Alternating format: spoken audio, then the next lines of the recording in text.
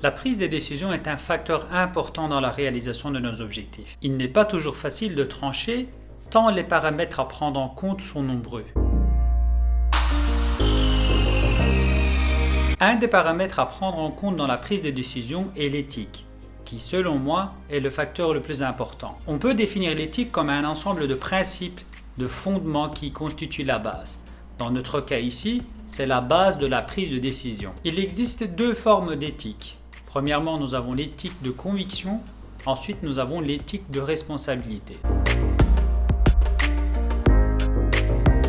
L'éthique de conviction se concentre essentiellement sur la question de la finalité poursuivie dans chaque décision. Elle cherche à justifier une action indépendamment des moyens nécessaires ou des conséquences pour y parvenir. Par exemple, le prix du matériel peut être élevé ou l'utilisation d'un grand nombre de ressources peut être considérable. On peut citer aussi le fait de vouloir absolument améliorer son produit en investissant tout son argent ou alors commercialiser un nouveau produit sur le marché sans se soucier de son impact au niveau de l'environnement.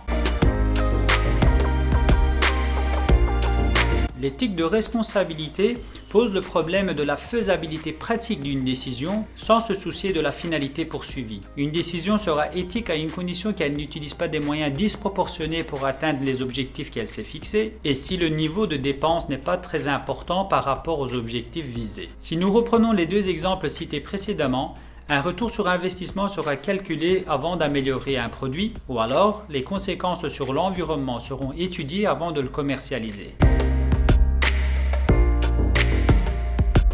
La théorie économique considère que la décision doit maximiser les gains et minimiser les coûts. C'est peut-être en raison d'un déficit de conviction que des actions n'aboutissent pas et donc des projets ne se concrétisent pas.